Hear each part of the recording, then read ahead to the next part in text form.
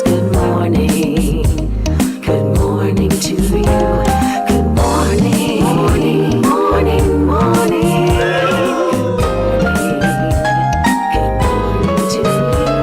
Good morning, morning Barbados, good morning.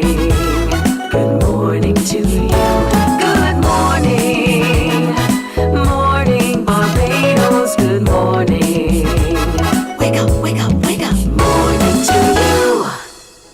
Good morning, Barbados. Wake up indeed and welcome to a wonderful Wednesday. It is Wednesday, the 12th of November, 2025, and I'm Pearson Bowen. As always, it is wonderful to be the first Barbadian you see on your TV screens in the morning, and thank you for being able to do so. Give thanks to the Creator for allowing you to wake up to see another day.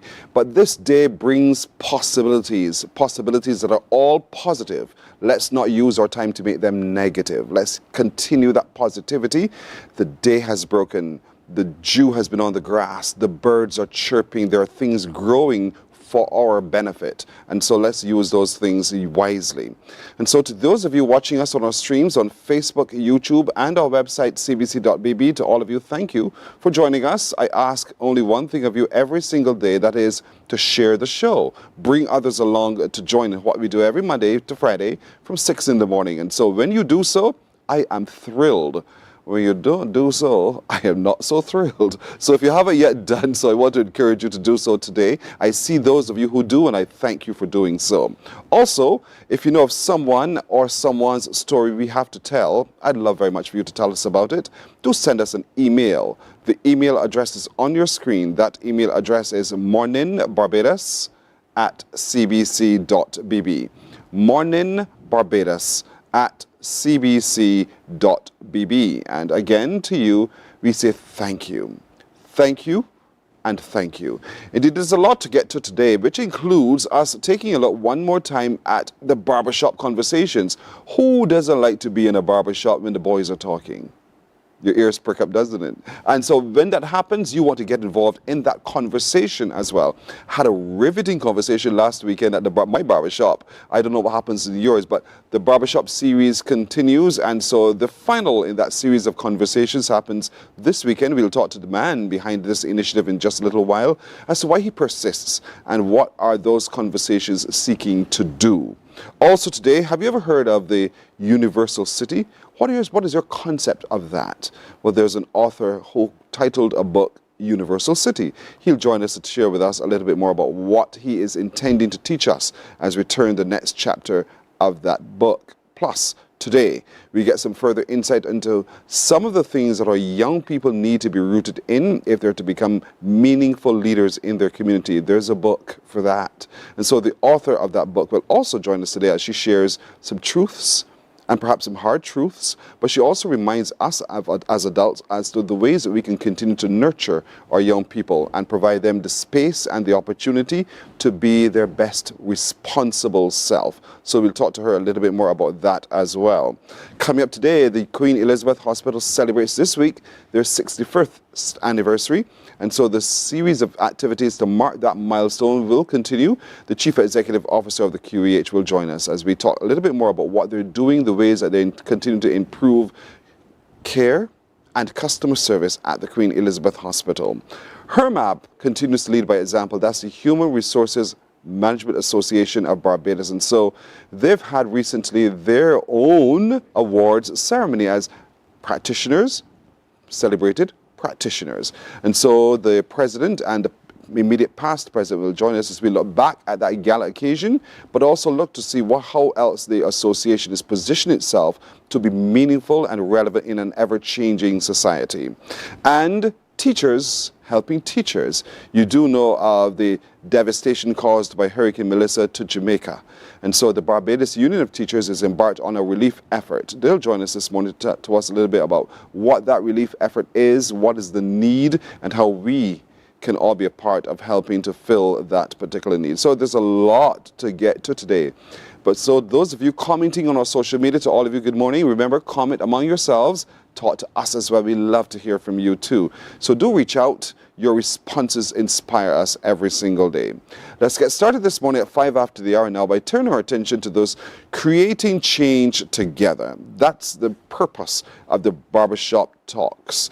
And so those conversations are on. It concludes, as I told you, this weekend. With me is Dr. Warren Clark, who is a sociologist, but he is the man behind this initiative. Good morning to you again. Good morning, and thanks for having me. Appreciate it. Good to see you again. We've talked on this level before. Yes, we have. And so, for those who do not know what the Barbershop series is about, what is it about? So, and thanks for again asking the question. The Barbershop Talk series is an informal conversation that we hold in communities at local barbershops. The one thing that's very interesting about the Barbershop Talk series, much of what you said earlier, is that these conversations were happening before the creation of the Barbershop Talk. The conversation that manifests and exists between barber and client is a beautiful and it's a interesting conversation that continues to have while getting a haircut. So the whole purpose of the Barbershop Talk series is to have and recreate those situations between barber and larger audience, our community members, to discuss different tensions between black men and boys, particularly on mental health, gun violence, and so forth.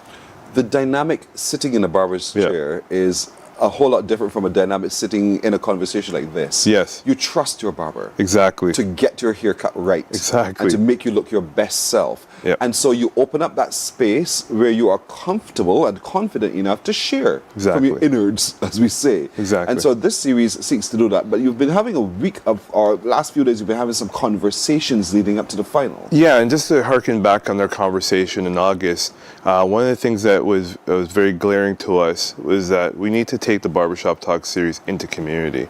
So going into local barbershops, which we usually do in Canada, we haven't had this approach the way we're doing it now. And that has been fulfilling for community because we're going to where they're at. For instance, we were at Level Up Barbershop in Deacons Hill, and we had an amazing conversation with the young men over there on mental health and gun violence in their community. We were being able to even go to St. Leonard's Boys School and replicate a barbershop in their auditorium. We had 80 boys yesterday having these deep conversations on mental health. What's striking is that these young boys are going through very tense times.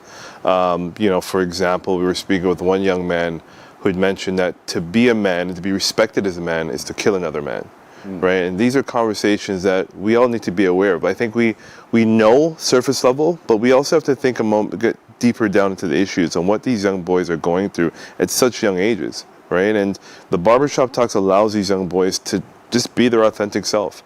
The good thing that comes out of this is that we're able to provide solutions within these conversations. So it's not a conversation where we're exploiting their vulnerabilities, saying, tell us what's going on and let's run back and write something up. That's not what we're doing. What we're doing is ensuring that we're supporting them and giving the tools and the language necessary in terms of how do you be a respectable young person while humanizing yourself and doing so. Your drive to do this started from your studies of sociology, but also your lived reality in Canada. And where you are seeing how black men are marginalized or are being marginalized simply by the color of the skin and by their socialization. Talk to me about some of the dynamics that you see in Canada and some of the dynamics you see in Barbados that are whether similar or poles apart. I think I'll start with what the glaring concern is between the two countries. Number one, when we talk about black men in Canada, anti-black racism is the first thing that we need to be discussing. Because when you're living in a white settler colonized nation state, whiteness trumps any other race and racial category. But that's also compounded by different intersections, such as gender, sexuality, ability. And that what really spars different types of social oppressions on the individual. In comparison to Barbados, yes, blackness is a top of conversation, but that's not the same as what's happening in Canada. What's happening in Barbados is classism. And that's what's creating the division between people, particularly understand the lived experiences.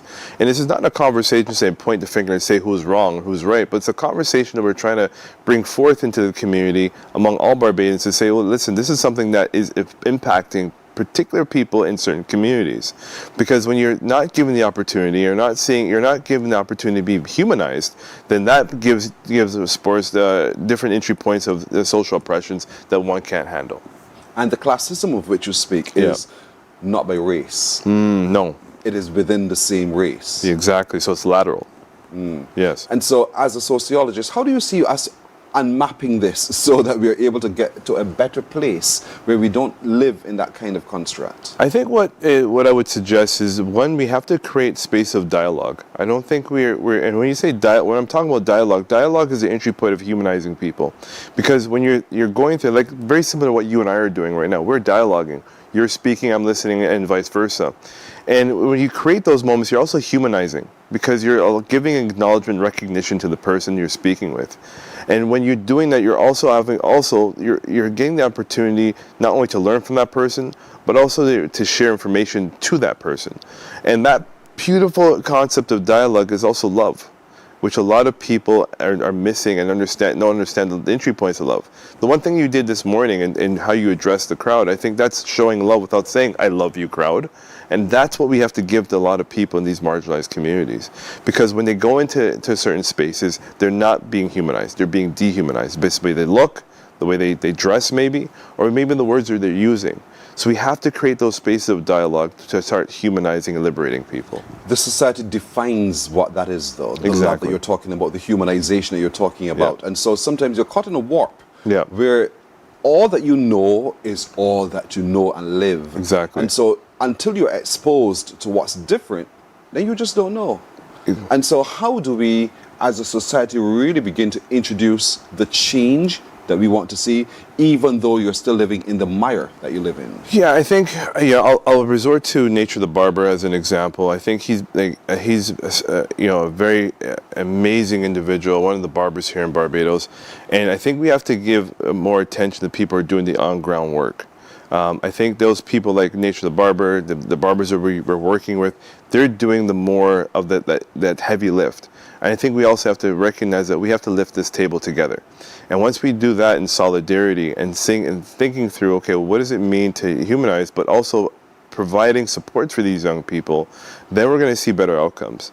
I think a lot of the issues, what's happening is that you have many people who are doing the great work, but they're being burnt out, right? For example, many of the teachers that we spoke with, not only at St. Leonard's, but different schools around the Caribbean, there's only so much that they can do, right? And it's not pointing the finger to any government or anything, but you have to think about it critically. You have a young person that's going into a school maybe 6 to 8 hours a day, and then going right back into the environment with all these negative outcomes that are happening. And then they're bringing it back into the schools, or there's tensions that exist within those communities that's going back into the schools. So if you're not looking at those entry points to see where those negative disruptions are happening, the cycle is just going to keep going, and then it's going to get worse.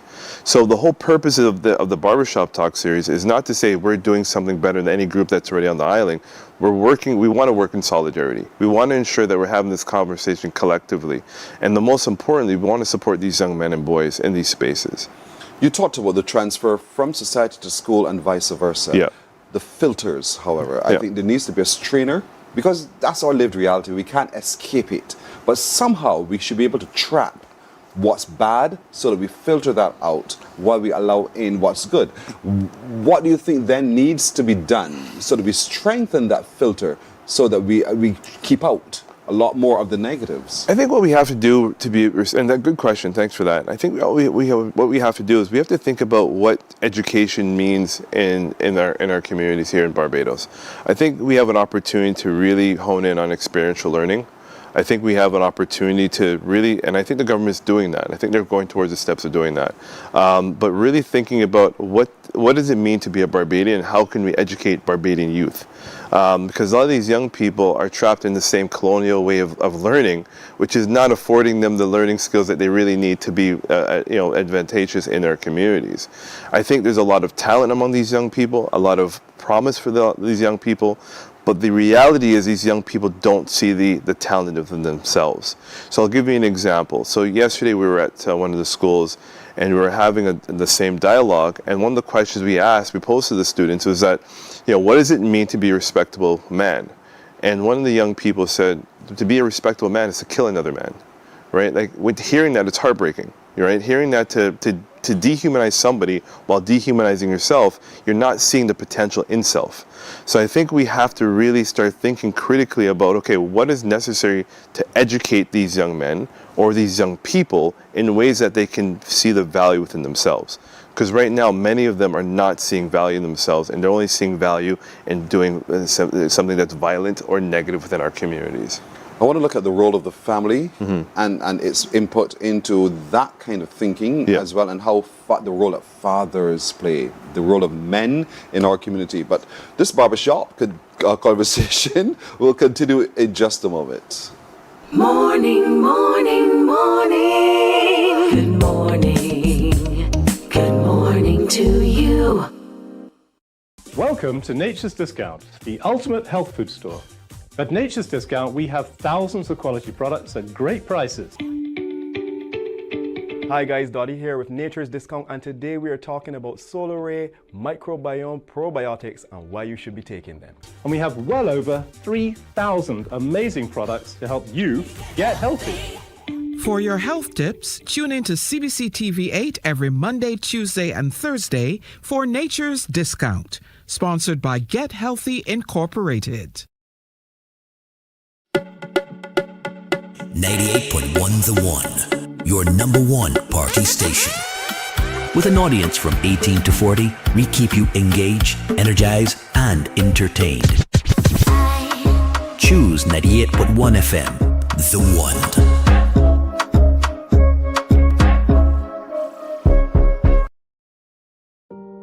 Hey there, it's Mahalia. I want to share something that might be really helpful. If you're feeling anxious, overwhelmed, depressed, or lonely and have no one to talk to, call Lifeline Barbados. We all face struggles at times in our lives. You're not alone. There's no need to feel ashamed or embarrassed. It's okay to reach out for support. Lifeline Barbados is completely confidential. No one else will know you called. They're there to offer a caring ear and guidance without judgment. Morning, morning, morning. Good morning. Good morning to you. The Barbershop Talk series concludes this weekend at the Gun Hill Signal Station, and I'll give you more details as we continue our conversation with Dr. Warren Clark, who is a sociologist, but who is a man who drives, who has the passion to see the positive change in our young black men. And he has raised some very harrowing experiences what he's had so far in the series this week, and the conversations he's been having with young people about how they see and value themselves. And so, where did that come from? You ask, where are those values coming from? I ask the same thing, Dr. Warren, where are those values coming from that the young man could respond in the way he responded to you? Most of it's coming from, the block, as is, as mentioned here in Barbados, and different in Canada. It's differently. It's the hood or different neighborhoods. But a lot of those negative behaviors, the negative insights, coming from their peer groups, and their peer groups are learning from other people. So it's a cyclical, relationship that's encouraging the performance of these young men, but it's also performative, where they're learning it, they're unconscious at the point where they're just demonstrating their masculinities in ways that it's unconscious, and it becomes a repetition of acts in which that they think it's normal.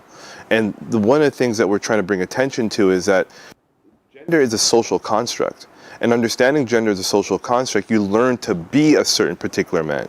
But there's also ways that you can unlearn and learn different ways of being a man, or being a woman, or being whatever gender that you subscribe to. And it's difficult at times for the individual to take that path alone. Yes. There's some who can pull themselves out, the others who need other examples to do so, the role of the family in this instance. Let's talk a little bit about the role of the father specifically within what we know as the family structure, and his responsibility to model the behavior. Yeah, and it's a good question. There was a research done here recently, I think it was at Dodds Prison, among the inmates there, between 25 and 40 interviews.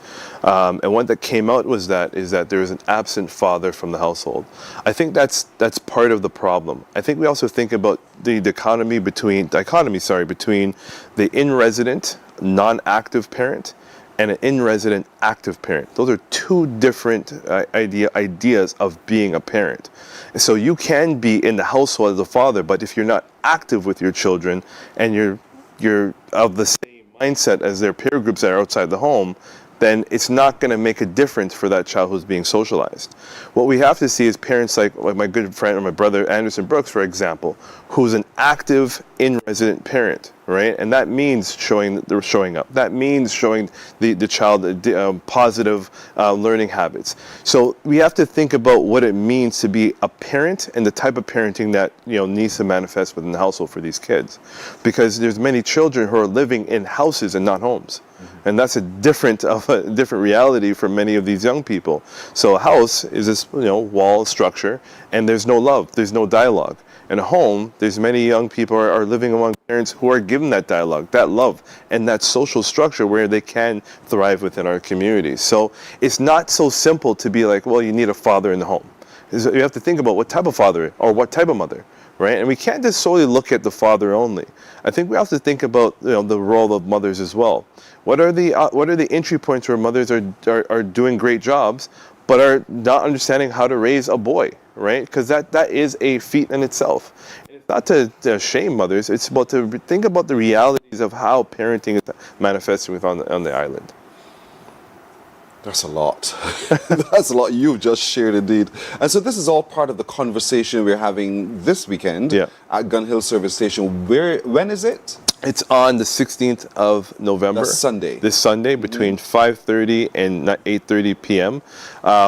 Let's harken back a bit. We have done a series of barbershop talks across the island, particularly in 4 barbershops. So just shout out to Level Up Barbershop, Nature the Barber, Air Force One, Ace of Fades, and The Village Barbershop.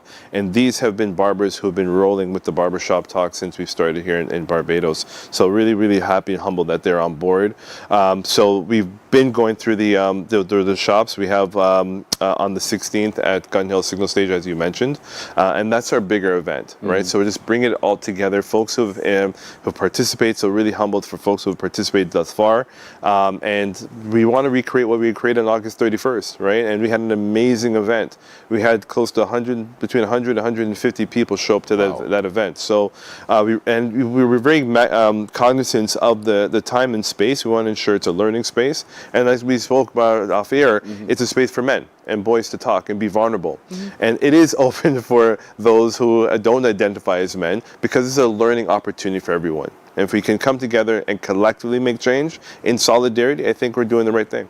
If you're wondering how it works, it's a redo of what a barbershop experience is. So barbers will be there here and talking, or as the young people say today, conversating. And so there's an opportunity for you to come and be comfortable. And imagine yourself in the wait room of the barbershop. Other people are being dealt with and you're waiting, but the boys are talking. And so you sit there, you have an opinion, you share an opinion as well. So you're feeling very comfortable in the spaces that you know. It's just being held at the Gun Hill Service Station, beginning at 5:30. And so we'd like you to get there as early as possible to pick your spot and be there to be able to share in what is it. And so often again, outcomes.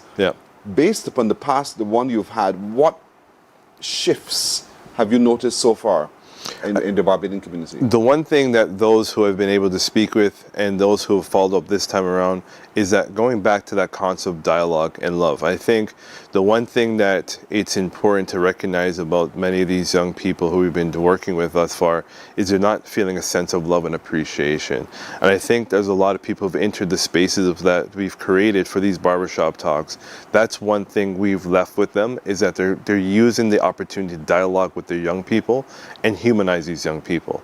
And I think that's the right way to go, right? And that's giving the hope, the promise, and I think we're developing Barbadian young people to be critical thinkers, right? We're not only creating these critical thinkers, but we're liberating. And if we hold heart to Bob Marley's redemption song, not only one can liberate oneself. And I think that gift of liberation is the way to go. It takes responsibility. Yes. On the show, we've been talking a lot about emotional intelligence. Yes. And how one takes responsibility for one's reactions, one's responses, how one initiates, so one has a positive outcome as well. And so, do you think that's a part of the conversation that generally comes to the fore? I think so. I think we have to be mindful that the concept of emotional intelligence, because it can go in so many different ways of how one's supposed to be emotionally intelligent. I think we have to bear in mind the ways in which how we communicate with one another. So, for instance, the way I may say I'm a great communicator, but doesn't mean I'm a great communicator with you, because you and I have never spoken together. We have to find that middle ground of where how we can communicate effectively together to actually understand one another. So there could be triggers another person have that can create different types of emotions, but you don't know that unless we dialogue, right? And I think we have to use a space of dialogue to understand and humanize people, and we resort back to that because it's a very humanizing thing to do.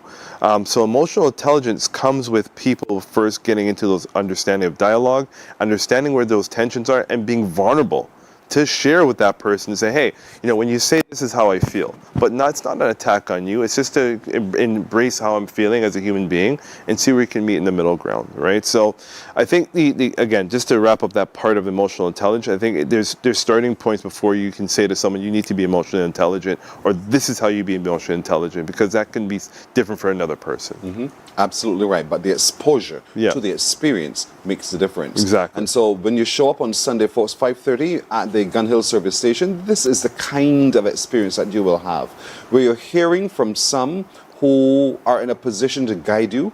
You're also hearing from some who are vulnerable. But we want to create a space where people are not judged. The barbershop doesn't judge you. And you know this yourself, fellas. When you go to the barbershop, no one judges you. You're encouraged to share and to have an opinion and feel free to share that opinion. So while getting your hair cut on Sunday, get an opportunity to say, you know what, this is what's going on with me. This is my point of view on that. Fellas, what have you heard about this? And so let it be as organic as that, because in coming out of this, there's a bit more of guidance and a greater understanding of how my neighbor feels. And how can I therefore help my neighbor navigate the mire which they find themselves in? And so that's what this is really all about. Many people showed up at the last one. I want even more of that many to show up at this one, if that's even possible English-wise. But that's what we want. Exactly. And it's a free event, free haircuts, free food. Right, food always brings people to the conversations. Right, it helps people relax. But most importantly, it's going to be a deep and thought-provoking dialogue, which we want to promote. And again, we're working with different partners. RBC has been great to us. We're working with Verdun Arena House. Also Men's Empowerment Network support. So Fabian and his crew always come out and support. And this is not Dr. Clark coming into space to say, well, I got the answers and here what the answers are. We have to work in solidarity. So that means if there's partners out there or people doing this work, we'd love to have you come out and let's work together. Yeah, we can do this together, ladies and gentlemen. 5:30 Sunday afternoon, Gun Hill service station in St. George. Signal station in St. George. Don't miss this opportunity. Let's do this as a community, because together we can create the change that we're looking for. And that's what this series seeks to do. Dr. Warren Clark, thank you so much for joining us. Thank you so much. You're very welcome. Absolutely welcome. We're coming back in just a moment. Morning, morning, morning. Good morning. Good morning to you. Books open your heart, your mind, and your soul. They are educational, entertaining, inspiring, and motivating. Are you an author of a recent book you want to share? Then Mornin Barbados would love to feature your book in our The Next Chapter segment. Send us an email to morninbarbados@cbc.bb. That's morning without the G. Come and let us turn those pages together.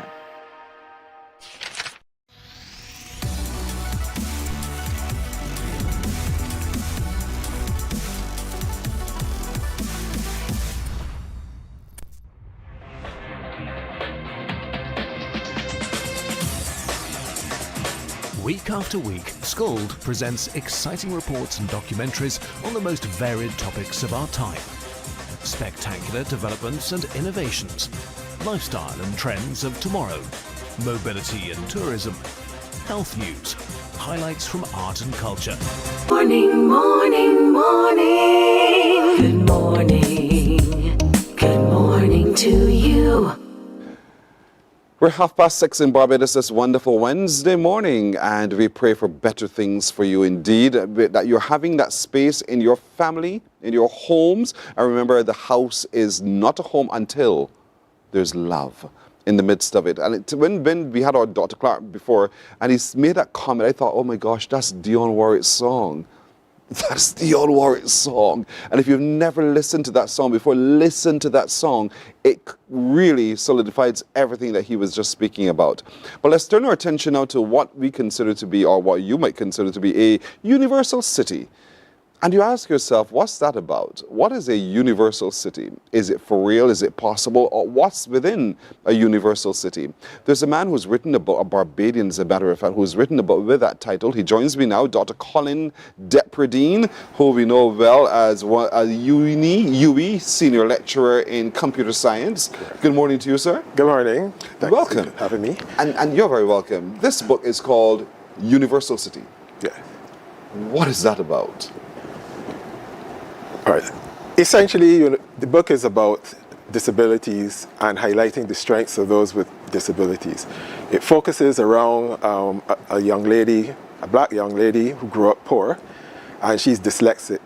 But using her dyslexic strengths, she uses technology to gain an advantage and create a city for persons with disabilities to get away from the discrimination and so on that they experience. And hence the word universal, because we're embracing all in that city. Right, so the universal is that concept. Right. And a total embracing of. Correct. And so this book, though fictional, is written based upon this lady's experience. She's dyslexic. Correct. And so she sees things, or people respond to her based on her dyslexia. But she wants a space where everyone is being able to be, depending on their difference, to be a part and a functioning part of it. Correct.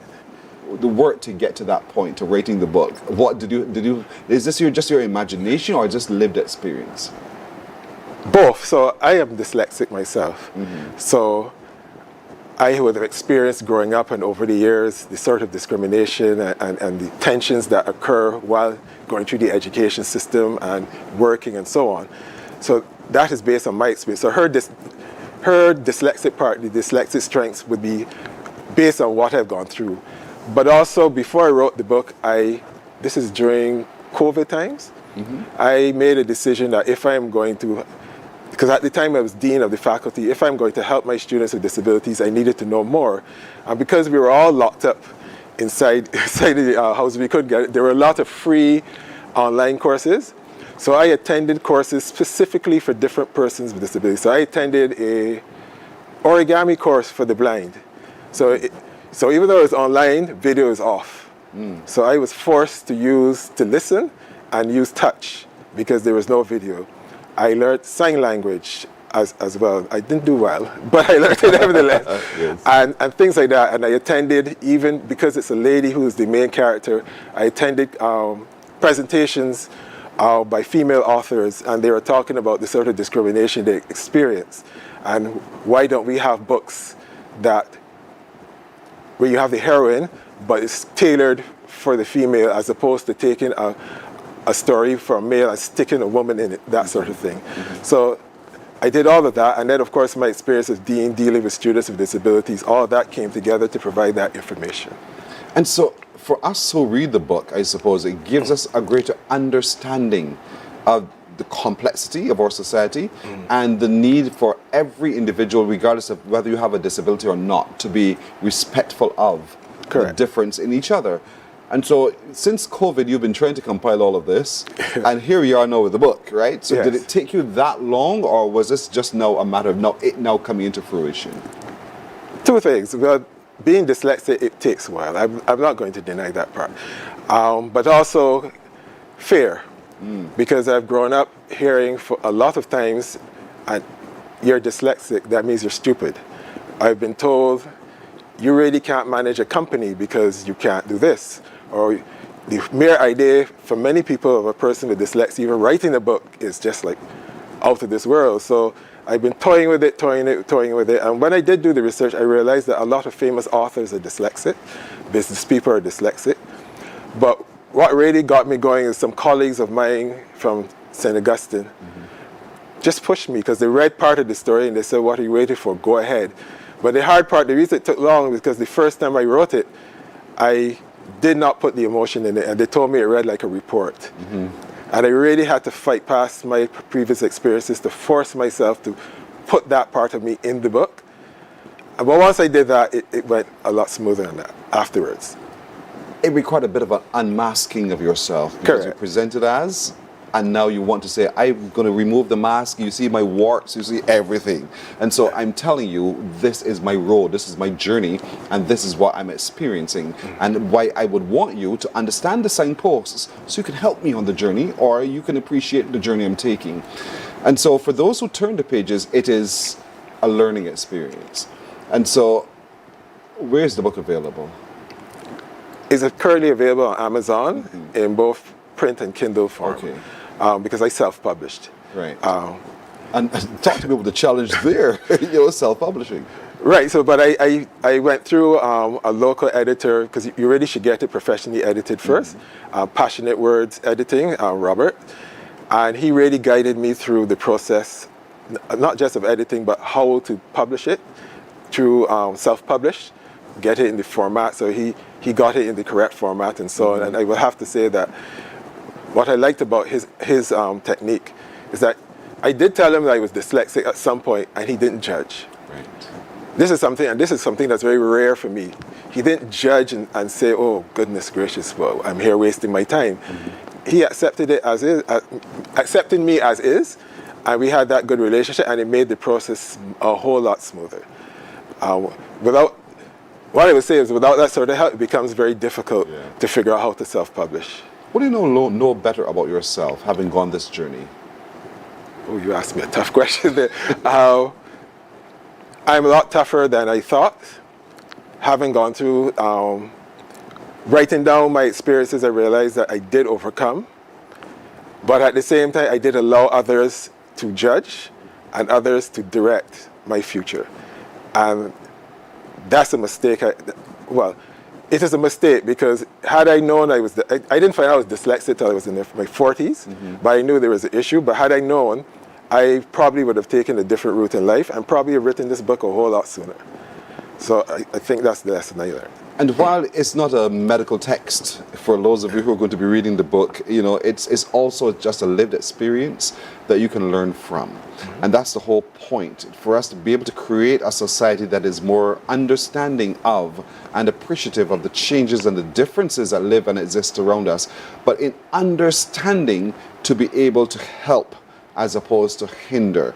And that's what this book I would call The Universal City, which tells the story of a woman who is dyslexic, but she wants to create a space that all people of differing disabilities can feel accepted, recognized, appreciated, celebrated, and not looked at as different. And so it's what we're asking you to really get out there and get the copy of the book. It's on Amazon, either the Kindle copy or the hard copy, the soft copy, whatever. You get a copy and you read the story. And so it creates it's almost like a perfect space. But that is not difficult to achieve, I think, the Universal City. You mean in terms of building an actual city? A space where people are so accommodating of each other.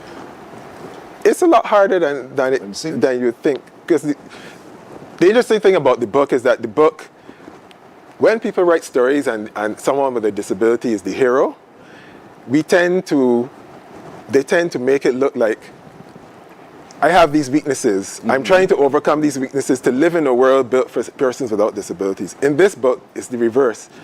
We are going to use our strengths.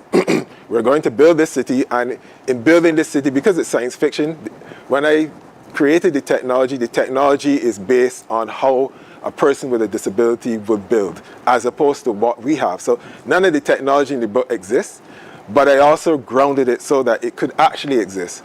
So if someone like the heroine actually came into the millions and millions of dollars she came in during the story, it is possible. So it is possible. It is really possible. It is truly possible. We see flying saucers now. We saw them on movies years ago. We don't hear of these phenomena. A lot of what we do today was someone's imagination before. And so I'm just saying, having taken the time to document this book, Universal City, in the way you have, it is possible. If you can think it, it is possible. It just takes the will and the other resources to make it happen. And so in time, we may very well see ourselves in that space, that city, where all that you've written in the book does exist. And so we want to encourage you to get onto Amazon, ladies and gentlemen, find the book. Dr. Colin Depredine has not just bared his soul, but he's also shared with you the experience of a woman, the woman in the book, who is not speaking from a position of weakness. She's actually speaking from a position of strength, where she uses what she has to create and not just exist with what has been created for her. So it's a flipping of that script, and so we really think it's a great read. So get online and start ordering today. Online on Amazon, it's called Universal City by Colin Depredine. He's Dr. Colin Depredine. You see there on your screen, that's what it looks like. That's the book you're ordering. That's the book you're downloading. That's the book you're reading. And hopefully very soon we'll have it in our bookstores on Island, right? Hopefully, if I can convince. We'll take you at your word. Yes. Take you at your word. All right, Colin Depredine, thank you so much for joining us. And congratulations on your first published book. I know now, because the bug has bitten, it will not be the last. I'm hoping it's not going to be the last. It won't be the last. Good. So that's a promise we're holding you to, and we can't wait to see even more of what you pour out so that we can all learn from. Thank you very much for joining us. Thank you for having me. You're welcome. You're welcome. We're back in just a moment.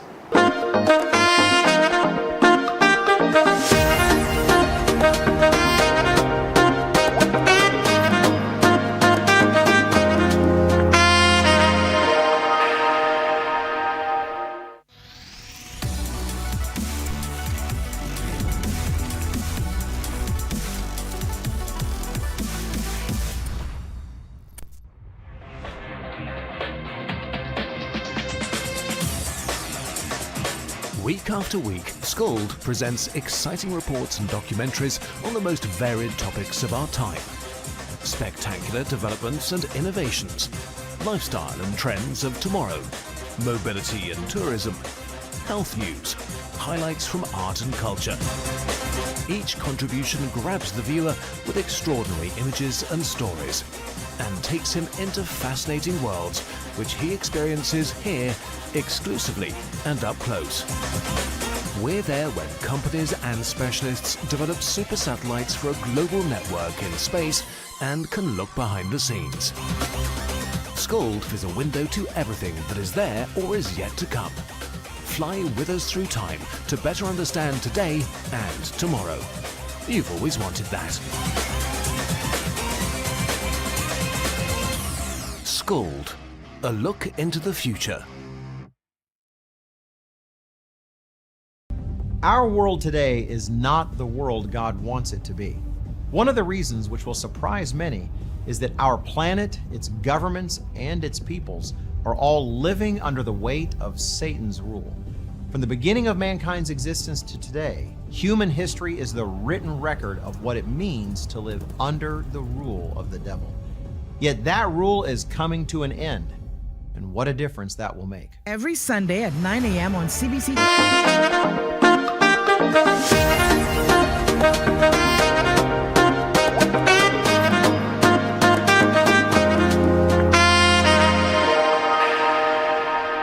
I've devoted 16 minutes to spend with this lovely lady who's next to me. You know, she's one of my favorite people on earth. She's Dr. Suzette Husbands.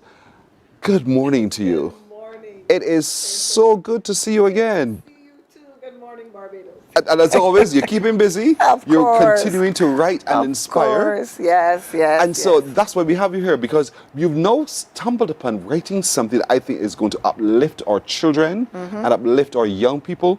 And I could see the future later thereafter because we're building at the foundation. The book is called There Is a Leader in You. Why that title? That title really is because very often we say children are the leaders of tomorrow. So it seems like something is ahead of time. So you're working towards this thing. The message is that currently there's a leader in you.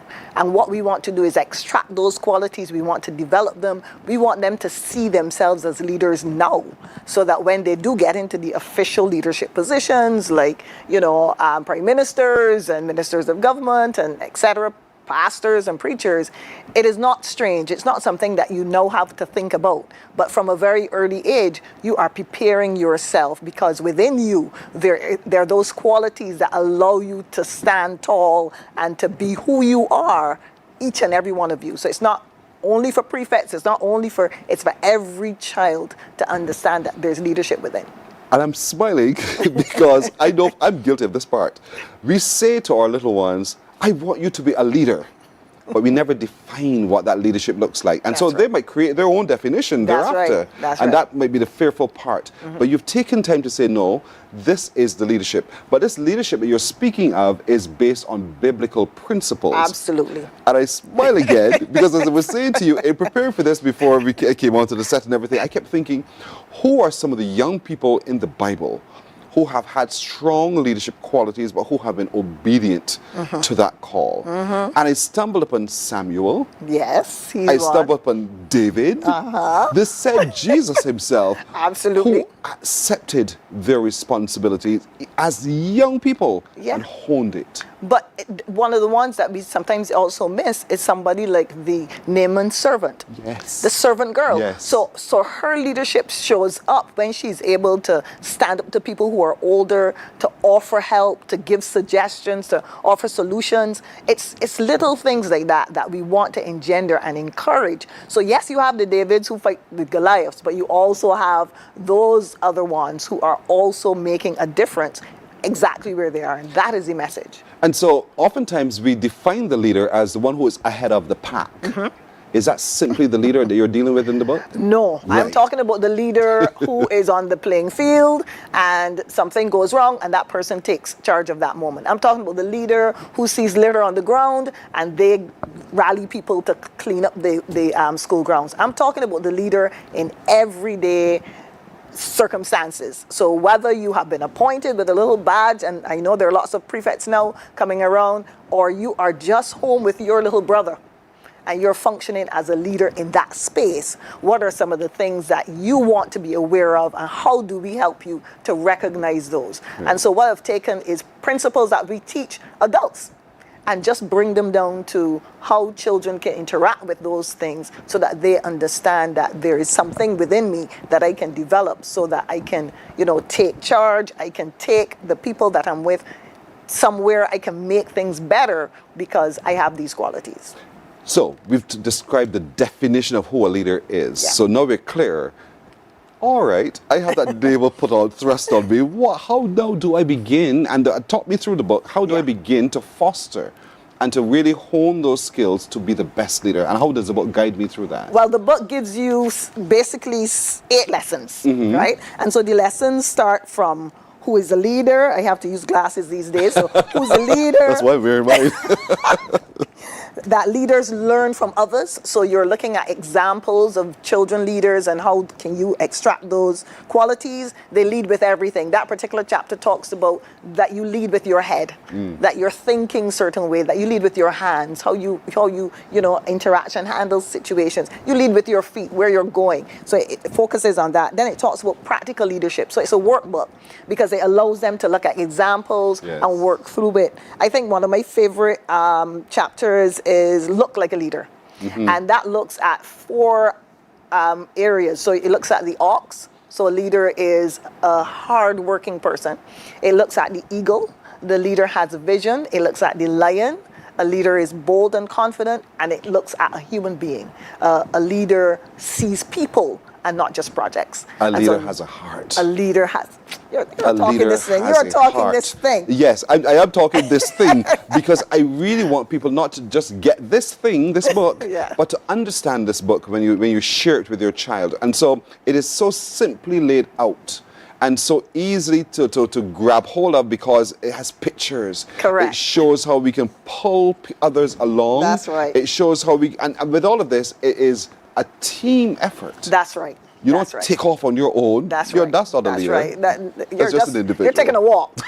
People aren't following you, you're taking a walk. Yes, but you're taking others on a journey, a positive journey. And That's so right. I think in this instance, you're talking about positive leadership. Absolutely. And so you're developing and moving step by step and showing how in little ways we can actually impact in a very significant way Yeah. the life of someone else. That's right. That's right. And one of the things that the book does is that it requires you to think. So we're not just going to give you, we have a chapter on leading by example. And so they have an example, you notice that after lunch there's trash all over the school. How can you take the lead and encourage others? So it allows them then to jot that down, to talk with their teachers about it, to talk with their friends about it, and practicalize this concept of leadership, because it sounds really pretty, but we know that when it comes to real life, you still have to know exactly how does this really play out, and that is the idea behind it. And then there's a chapter that talks about the role that God plays in this. So we encourage them to talk to God, to pray. This is what leaders do when you're in a challenging situation. What sort of prayer do you want to offer to God to help you lead effectively? I'm really excited about the possibility that is. Me too. And so, using the scenario you just painted, we need others and we need God. Yes. Because oftentimes, for leaders, and let's go to the maximum leader, the Prime Minister has a cabinet of That's people right. That's that she would, and advisors and the like, and so on. But in life, little ones, there is the ultimate consultant. That's right. And that is God. That's right. And that is what you're asking us to also not to forget. That's right. Because he is the author and the finisher of everything. And excellent choice of verse, man. Excellent choice of verse. But the roadmap for life is already written. That's right. Our roadmap is already written in the Bible. Yeah. And God has placed all we need as individuals leading our lives, leading our families, to know about what we need to do to achieve it. Yeah. And you've taken from that and simplified it enough for the children to understand as well. Yeah. And so this book is pitched at what kind of ages, you think? Between 8 and 13. Okay. So you're just, 7-year-olds could probably still be able to manage it, because it depends on the development of the child. But we're thinking around 8, because that's the group that was really the, they asked me to do this thing at church, and I'm like, I don't even know if I can still talk to children these days. My sons are all grown, and a little bit of kicking and screaming, and I felt Holy Spirit saying, no, go ahead and do it properly. Yes. And I heard that, do it properly. And at the end of it, one of the ladies and the parents there, she said, this is your second book for children. And I'm like, that's actually not a bad idea, right? That's not a bad idea. So having used it and seen them operate with it, it was between those ages. And I realized that everybody, even from the 8 to the 13, they were able to understand the material and work with it and identify with it. And so that's why I would say that that's the kind of age that we're looking at. And we're looking on the screen as a picture of those young people who've interacted, right? Yes, so this is my alma mater. So this Yes. is Christchurch Girls' School, and I had the opportunity to meet with their prefects. And we worked with the book. We didn't get very far because obviously it's only an hour. Yes. It's a lot of material. But they had a fantastic time. We had a good time. I don't know if you could see me in the picture. People kept asking me, well, where are you? I said, up there, can't you see? A little one just like in the middle. But it was a really awesome experience to Yes. see it come alive with even a greater group of children and see them identify. And a lot of them said to me afterwards, I'm going to go home and my mommy and I, we're going to go through this book. And I said, that is the idea. And that is the idea that you just hit upon, because Yes. I wanted to go take you there, but you've just met me there now, where I think this is an opportunity for the adult in the house and the child to be together. So it fosters nurturing and relationship and all the rest, and guidance. And as it goes. mentorship. And mentorship, correct. And so parents, don't say, here, have this, you follow this, be your leader. You sit with the child, because the child has thoughts. Because of the lessons that you learned, the child is given an opportunity to practically share what they've experienced and gather their thoughts. But you can shape it That's right. in your meaningful That's way right. as well as a parent. That's right. And it allows for that bonding. Yeah. It allows you to connect. It allows you to share your own experiences as a leader. Because if you're a mother, you're a leader. Yes. You know what I mean? You don't have to be in a corporation to be a leader. And so you're using this to sit with them, to hear their thoughts, to help them to crystallize and filter through things that may be off, and it's a bonding moment. And even teachers at the same Christchurch Girl, they had said to me, you know, this is a lot of material. We're going to sit down with our prefects because they need this. We don't have this, and we're going to work with them. And so the encouragement is for not only Christchurch Girls, but all other schools to grab a hold of this opportunity for parents to take this book and use it as a tool to help develop what we know are critical skills in our world today. We need leaders. Yeah, we do. And boys can be a little bit of a challenge, daddies. And so, daddies, this is an opportunity for you to sit with your son. That's right. And help him as he navigates, particularly teenage. When he hits that point, that's a different child you have here. That's right. So, you're telling me I have 4. And so this book helps you to prepare him now if he's younger than 13, but he is ready then for understanding what is expected of him as a young man and as a leader. Yes. A strong, independent thinker who is able to impact others through his example and to bring them along with a heart, with passion and purpose, but understanding his relationship with God, which is absolutely important to how he's able to sustain.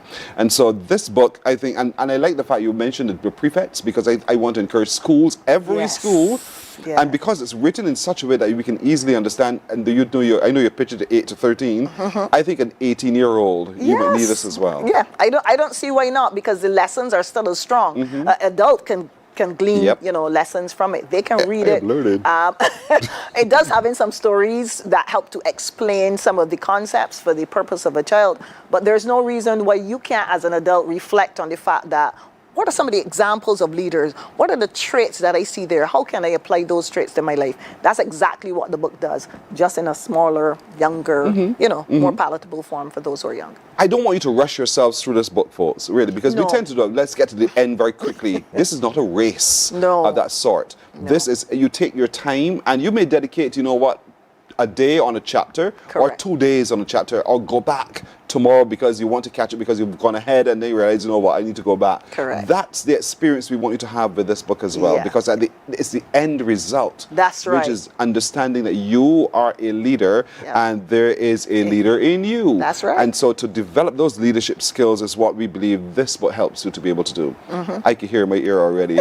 All right, Pearson, tell me how to get the book. The books are actually available from me. Right. We don't have them in bookstores. It's not on Amazon, but it's just locally right here in Barbados. So you can reach me at 233-2193, or you can email me at drsuzettehusbands@gmail, easy, and we can get the books to you. So they're currently available, and they're only $22. Yeah, simple. So it's Look at it on your screen. That's what we're talking about. That's the book. That's what it looks like. Yep. Dr. Sue is the other person. And so just send an email, drsuzettehusbands@gmail.com, or call 233-2193. I remember the number. Yes. 233-2193 and own this. Yes. Own this. Yes. Don't just own it and put it down on the table. Own it, turn the pages, use it every single day. Let it be a part of the conversation you're having with your children. That's right. It develops them. It builds them up. It returns God's precious gift to us back to Him. That's right. In a very responsible way. And so let's accept our responsibility as the adult, as the parent, as the guider and shaper of this diamond in the rough, and develop our leadership skills in our children. And so hopefully out of it, we will see the change that we all desire in our community. Yeah, and rather than saying, telling them, listen, you must not be a leader, not a follower, because we say it all the time. Yep. Don't just say it. You have a tool that you can help them to really understand what you mean when you say that. Because I don't know. You're just using those words. I'm so glad you put this tool in my hand, because I did use those words. And so now I know, okay, not just use the word. That's right. Back it up. Back it up. With Give a them practical guide to That's be able right. to do so. That's right. And I may say practical, I mean as in real thinking and writing and engaging in conversation and all of those kinds of things with. It's called There Is a Leader in You. It's written for children, but it's written for all of us. I think us, the adults, also need to engage. Remember, this is an opportunity to bridge a relationship with your child, to bridge an opportunity to guide your child even more meaningfully, because it now focuses the child in being the leader, responsible, and changing an opportunity for them to engage with others in a positive way. All of that. Yes. Dr. Suzette Husbands. Remember, Dr. Suzette Husbands at gmail.com, or call right now 233-2193. Send a message, call, bombard her. It's a very affordable book, but it is rich in all that it has to offer, and it's one that is a must-have. And so, Dr. Sue, thank you so much. Thank you so much, Pearson. I hope really that God puts more in you to pour out to all of us. Thank you. Thank you. You're very welcome. You're very welcome. Morning Barbados is back in just a moment.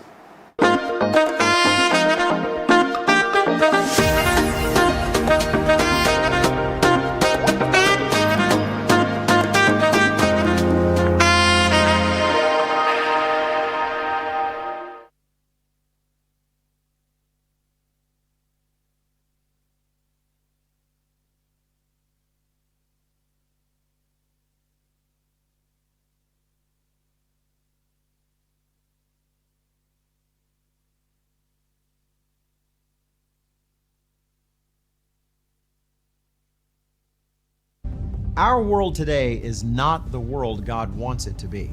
One of the reasons which will surprise many is that our planet, its governments, and its peoples are all living under the weight of Satan's rule.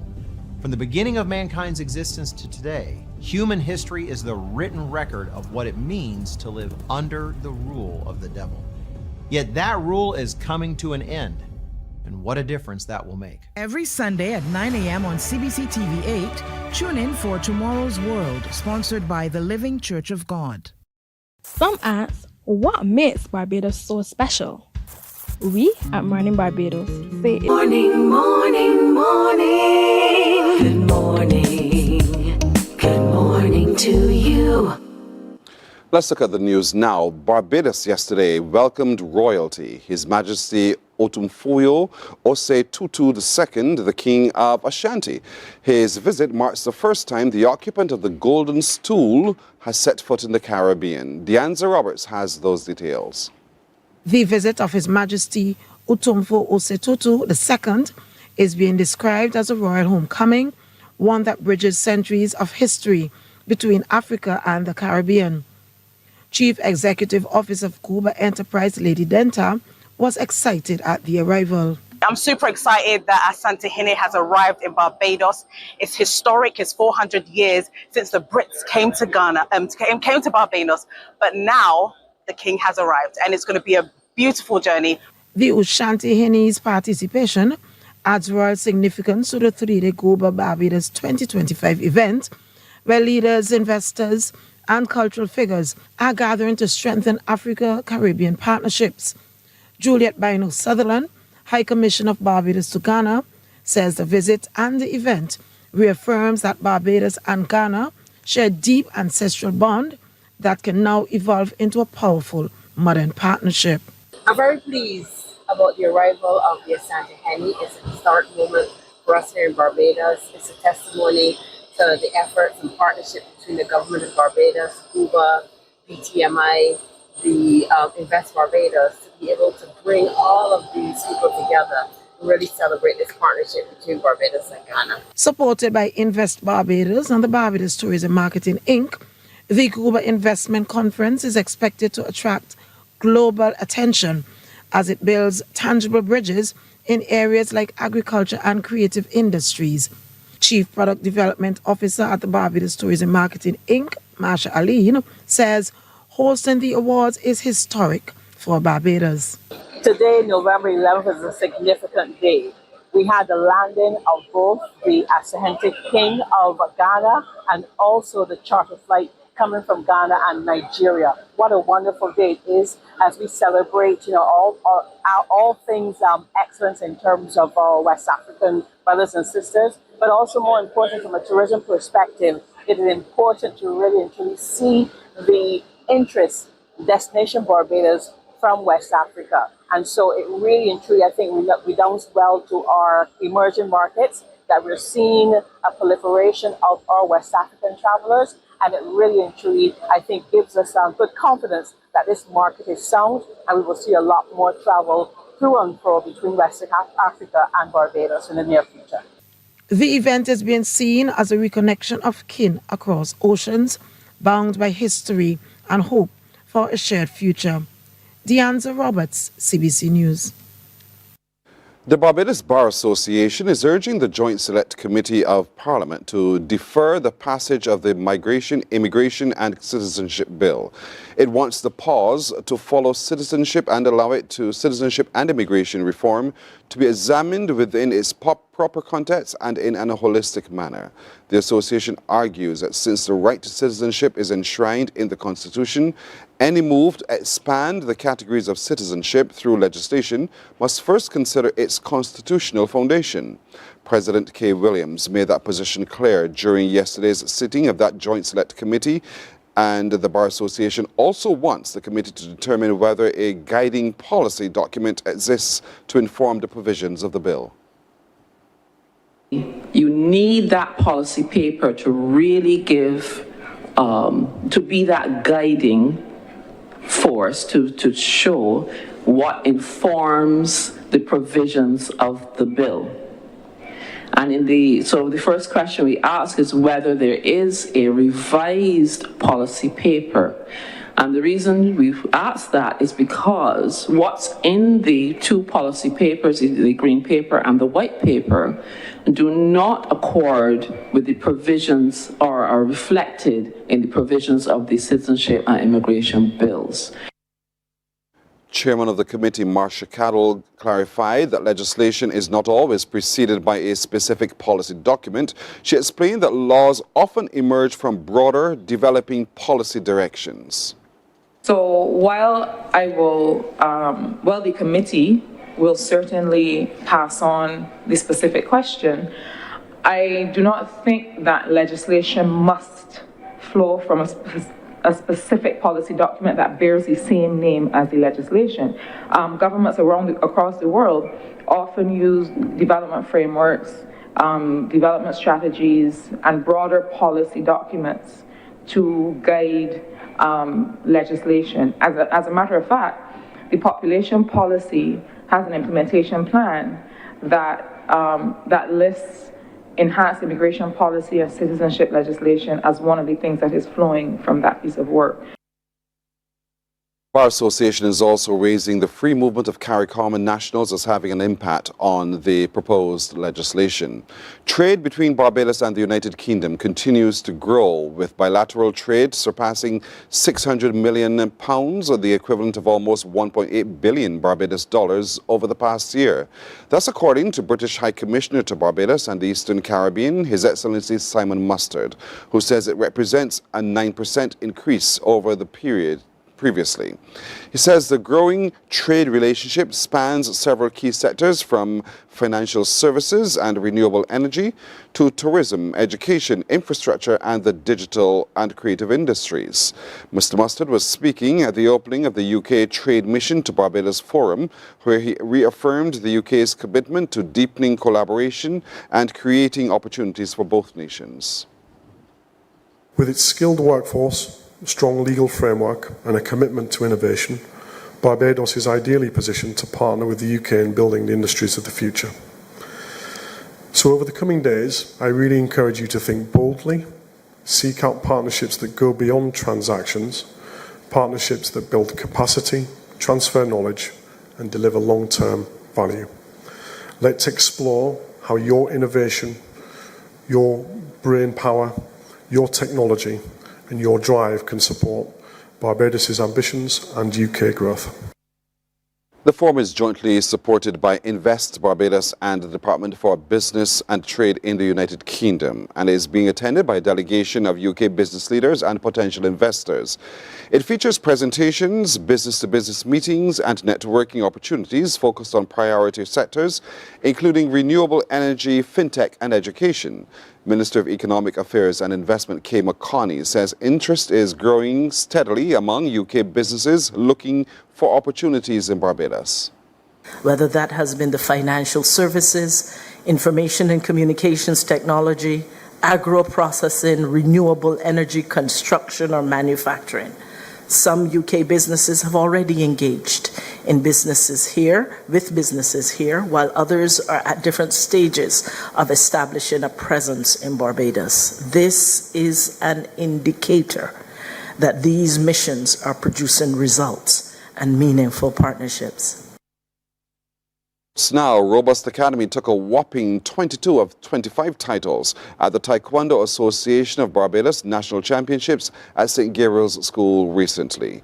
5 clubs took part in 5 age categories. Damien Best reports. This is the Kyorugi or sparring component of nationals, and it's also the first time having para Taekwondo athletes involved. Here is DeAndre Springer in the red taking on Dariel Clark. These two had some good exchanges.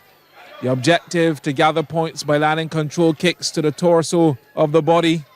Clark was the aggressor and Springer most of the time in a defensive posture. In the end, Clark would take the win. Let's step down to the little ones, 4 to 6 boys.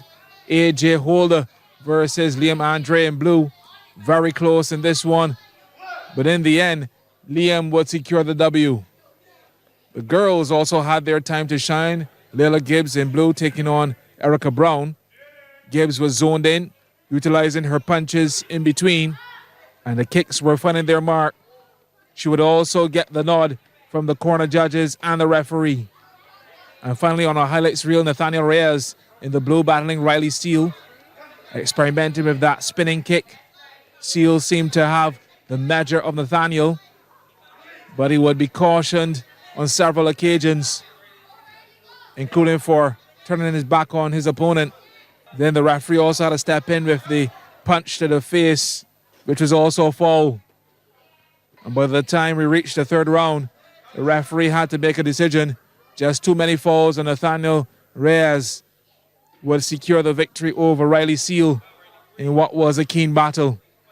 Well, speaking on the sidelines of the Nationals, President Henderson Turton says there were 53 athletes entered, and is pleased to have included as well a para component. Earlier this year, the Taekwondo Association of Barbados would have become a formal member of the Paralympic Association of Barbados, and this follows an event which we had a few weeks ago, where the students from the special school got to showcase some of their Taekwondo because they've been at it for actually a couple of years now.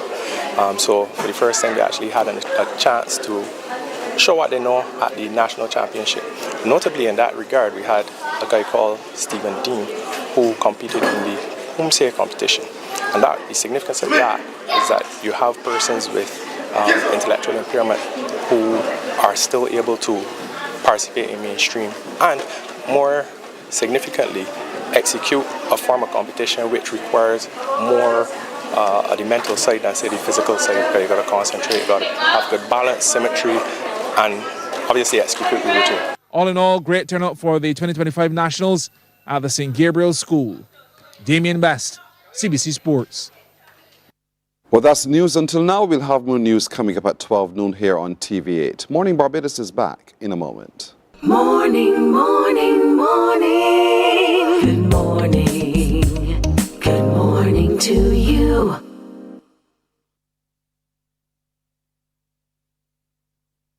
Some ask, what makes Barbados so special? We at Mornin Barbados say it's you, our exceptional youth. You are talented, resilient, and inspirational. You are the epitome of the Barbadian spirit, testing the boundaries of your creativity. If you are an entrepreneur, artist, baker, designer, author, or have done anything you think should be highlighted, email us at morninbarbados@cbc.bb. Let us show the world our exceptional Bajan youth. From the beautiful shores of the gem of the Caribbean, Barbados, home of the amazing Harrison's Cave, the tantalizing Oystins Bay Garden, our historic garrison, the indigenous road tennis, and the friendliest people in the world. We are 94.7 FM, the ultimate Bajan experience.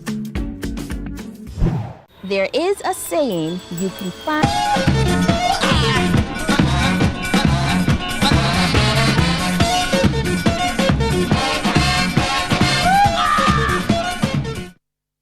You hear that, you see that, you know it's time to get involved in Celebrate 59 and win with us here at the CBC.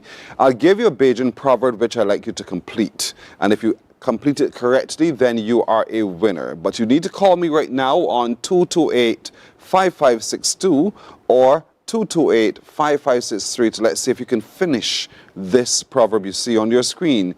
You can't be in the church. Finish it. Finish that. You can't be in the church. What comes thereafter?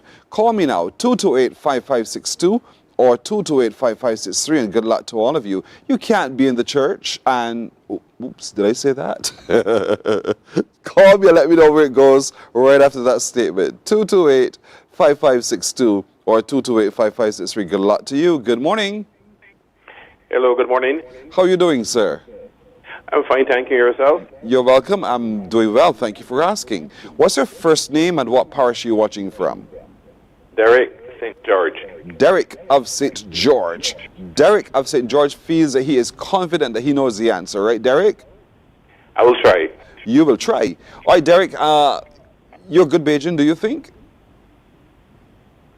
Sorry, I didn't hear. Do you know what defines you as a Bajan?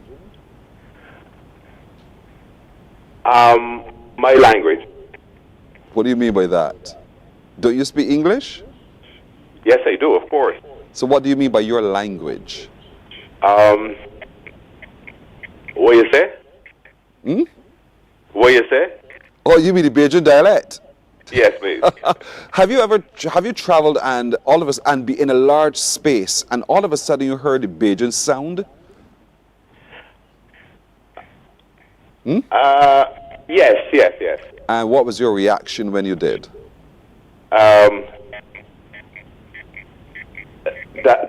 my family. But Derek, you traveled for true? Yes, I did. Well then, you pausing. What happened? You're thinking too hard, Derek. All right. What is your favorite Bajan food? I would have to say saltfish and rice. Rice and peas. What? Saltfish and rice, more buddy? readily available. Fair enough. I hope you enjoy your rice and peas. I want some saltfish and rice done really, really cloggy. You know what I'm talking about? Yes. Friendly, real friendly. Love it to death. All right. So you can't be in the church. And in the chapel too. Is that right? Why did you say that? It's a saying that I heard when I was growing up, so I assumed that is... You heard it and you assume that's what you're talking about. You know that there are people who hear things based upon where they are. They go somewhere else and they hear it said differently. And you believe that what you just said is how we complete this riddle, this proverb. Yes. All right, let's show the answer. Let's see what we have. Let's see if he's right. And the chapel too. You're absolutely right, Derek. Well done, Derek. Stay on the line. You stay right there on the line. We'll take some more details from you, and congratulations. You are a winner in our Celebrate 59 competition here for independence at the CBC. Well done, Derek of St. George. You can't be in the church and the chapel too. What do you think that means? What do you really think that means? You figure it out. We'll take a break and we're coming back in just a moment.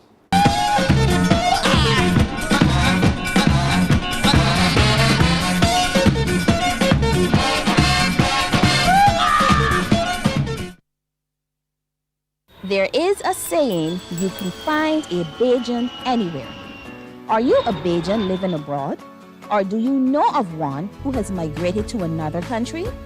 Well, we at Mornin Barbados would love to have you or them on our Bajan Afar segment. Share your amazing stories, experiences, and how you have adapted to a new culture. send us an email to morningbarbados@cbc.tv. And together we will travel the world.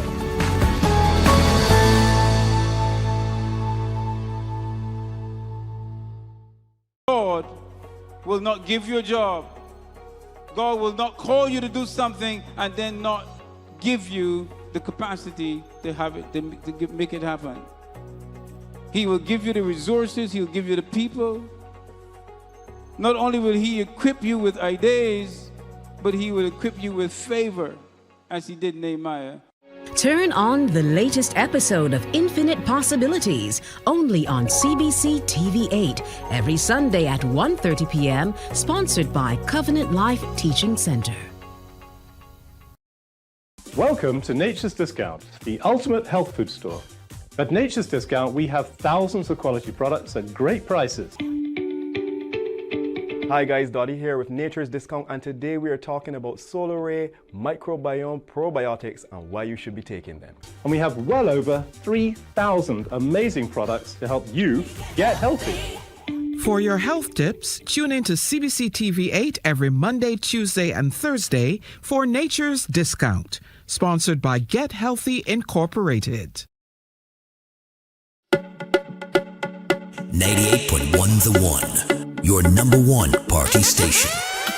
With an audience from 18 to 40, we keep you engaged, energized, and entertained.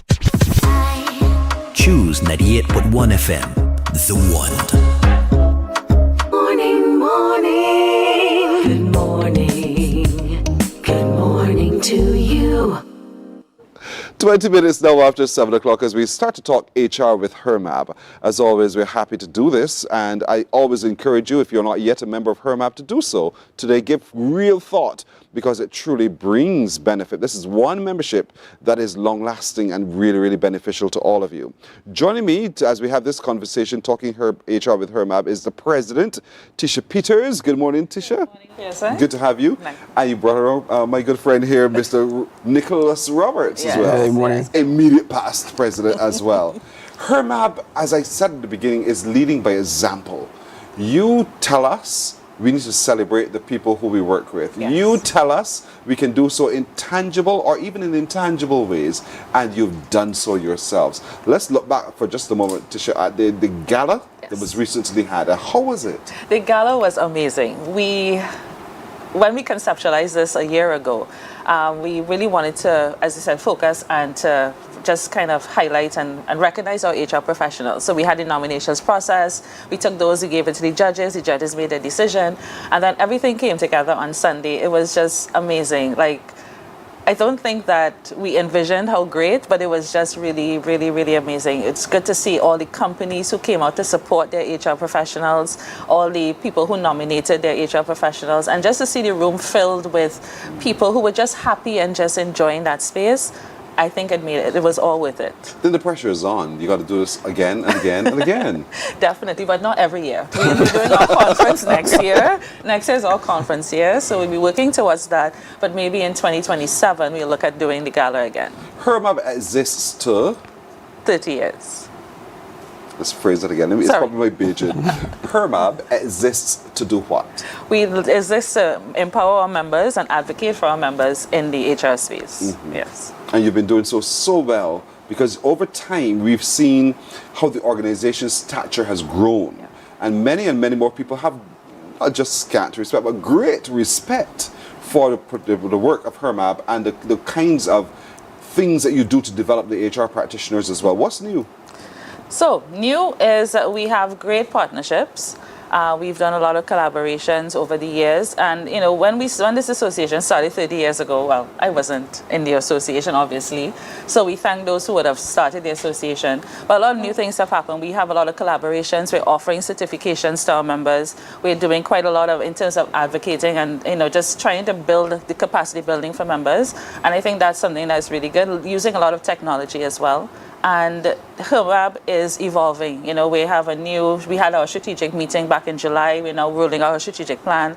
And so lots of great things are coming out, partnerships, building capacity, MOUs, and just trying to really just revive and just energize our members. And I think that is really important, and carrying on the legacy that has been around for the last 30 years, and that legacy going on in the future is really important to us. Part of that legacy is the contribution of Nicholas. You know, Nicholas, in your reign as president of the HERMAB, you became so present, and you showed up in newspapers, you showed up on the radio, on TV, and the voice of HERMAB was really truly amplified. What do you see to be, as the immediate past president, to be your best advice to the current presidency and the current committee? Just to continue on the work that I have done, it was very intentional. When I tell people that I am by nature a shy person, they don't believe me. But I had to step outside of myself in service of the profession and the association, because as I was discussing with Tisha before we came on, this year actually marks 10 years that I've been with the association. Fresh out of UE, I was urged to join the association, and I joined. And at that point in time, I didn't know anything about HERMAB.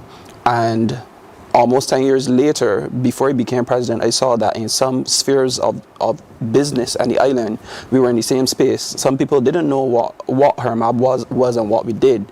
So that was my intention to push us out there. So with Tisha coming on, we had conversations in terms of how she could take up the mantle and continue on. And even when she leaves, because the aim for us is to leave the association in a better state than we found it in. I think that is any aim of any president or any person that sits on any committee of the association.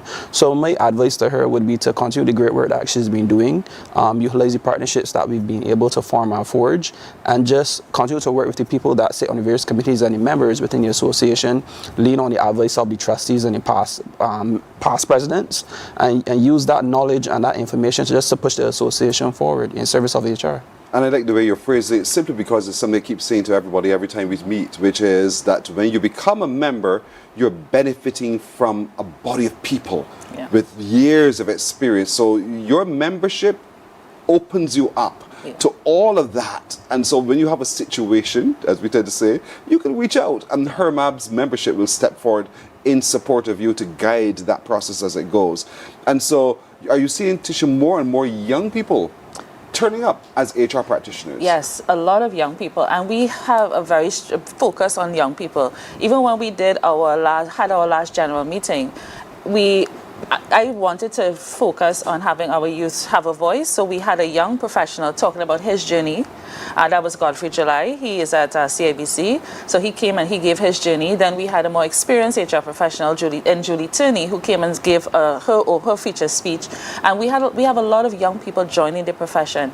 And I think it's really important for them to know and understand the tenets of HR, because HR is not just, what people see. We don't just hire and fire and that kind of thing, but there's so much that goes into HR. There's recruitment. There are the nights when sometimes you're talking to an employee who is going through a rough time. There are times when, you have an employee who may be hospitalized or lose a family member, or there may be somebody who is just really trying to find their way. They come into the company and they just don't know, what they are. And you find that raw skill, that raw talent, and you develop that talent, and that gives you great satisfaction at the end of the year. So I think having young people come in and we benefit from them. We talk about reverse mentorship.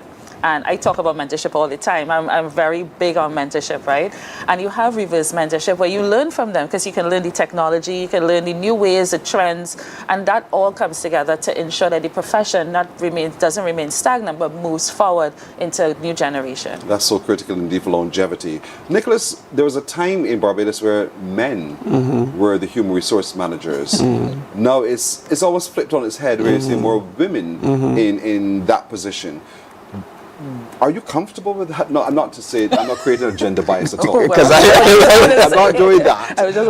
I'm just wondering, are you concerned that more men are not showing up as HR practitioners? Yeah, I had this conversation. I mentioned it briefly last time I was on with Shane. I think I'm concerned by and large in terms of men generally in the workspace and workforces in Barbados and the world by and large. I think through, the advent of time, women coming into the workforce, you've seen less and less men in the workspace, and that has impacted HR.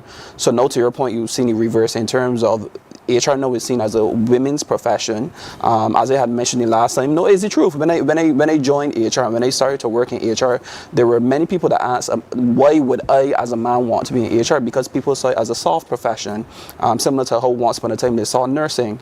But it is a profession that is you give of your time, and I think it isn't gender specific. So yes, I am concerned in terms of how little men are in the profession, but that is globally.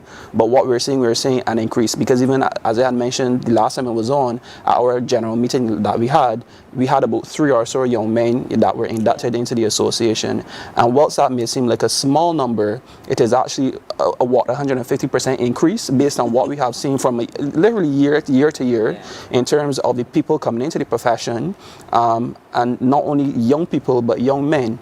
So yes, it is concerning, but the tides are changing slowly but surely. Tashia Baita, you have a comment on this? No, I don't have a comment. Yes. No, I saw you. She always does.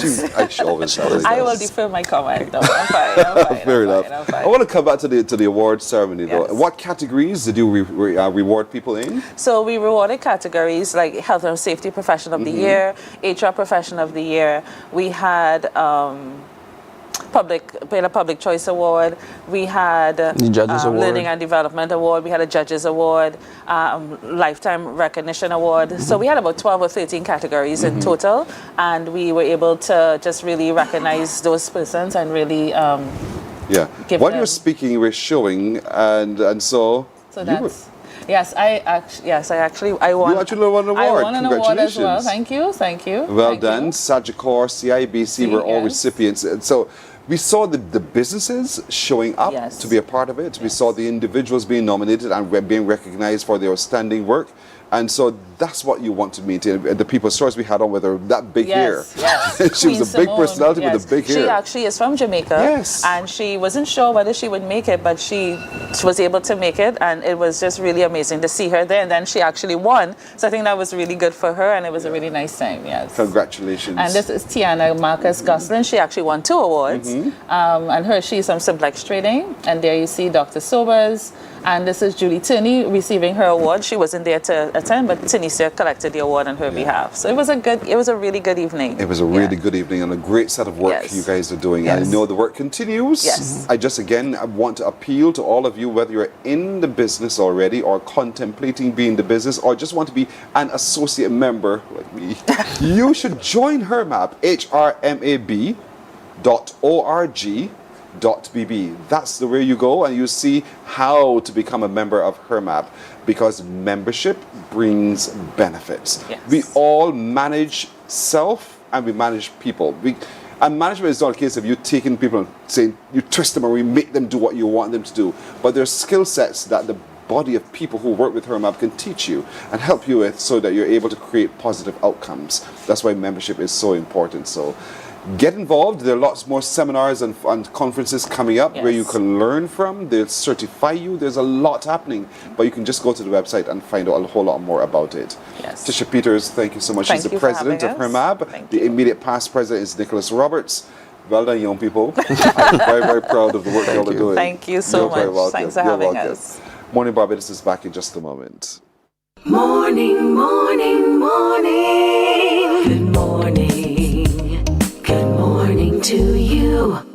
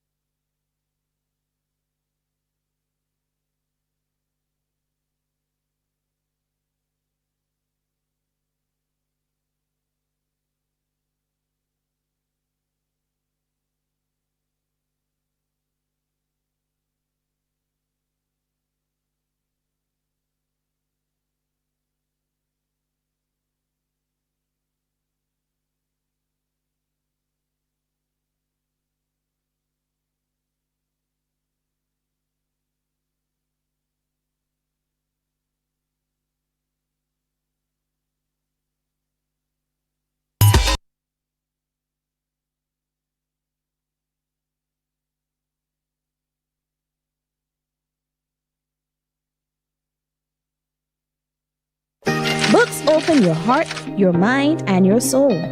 They are educational, entertaining, inspiring, and motivating. Are you an author of a recent book you want to share? Then Mornin Barbados would love to feature your book in our The Next Chapter segment. Send us an email to morninbarbados@cbc.bb. That's morning without the G. Come and let us turn those pages together. There is a saying, you can find a Bajan anywhere. Are you a Bajan living abroad? Or do you know of one who has migrated to another country? Well, we at Mornin Barbados would love to have you or them on our Bajan Afar segment. Share your amazing stories, experiences, and how you have adapted to a new culture. Send us an email to morninbarbados@cbc.bb, and together we will travel the world.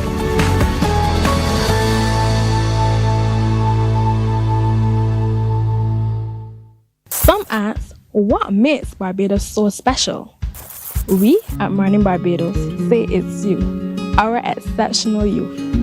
You are talented, resilient, and inspirational. You are the epitome of the Barbadian spirit, testing the boundaries of your creativity. If you are an entrepreneur, artist, baker, designer, author, or have done anything you think should be highlighted, email us at morninbarbados@cbc.bb. Let us show the world our exceptional Bajan youth. Morning, morning, morning. Good morning. Good morning to you. We're 25 minutes now to go to the hour of 8 o'clock as we turn to our hospital as they celebrate their 61st anniversary. But we also get a chance to catch up and get to meet personally the Chief Executive Officer, Mr. Neil Clark. He is with his communications specialist, Mr. Shane Seeley. Good morning to you, gentlemen. Thank you for having us. You're welcome. Congratulations on your anniversary. But Mr. Clark, you joined the team on the 2nd of April, 2024. Correct. This is now 1 year, 8 months or thereabouts. Yes. How has the journey been for you? An amazing journey, an amazing journey. I'm very privileged to be the Chief Executive of the hospital, the only tertiary acute care hospital in Barbados, nearly 500 beds, leading a team of 3,000 people. It's an amazing privilege to be doing that. And we're seeing some amazing changes coming along as we move forward. And 61 years, if you think about all the healthcare professionals who've worked there over those years, of all the people who've been touched by the hospital, who've taken their first breath in the hospital, an amazing journey for the last 61 years. For the last 18 months, and for the next 18 months, we're on a real journey of transformation and modernisation. And you'll have heard a number of things already. We've talked about the health information system. We are going computerised.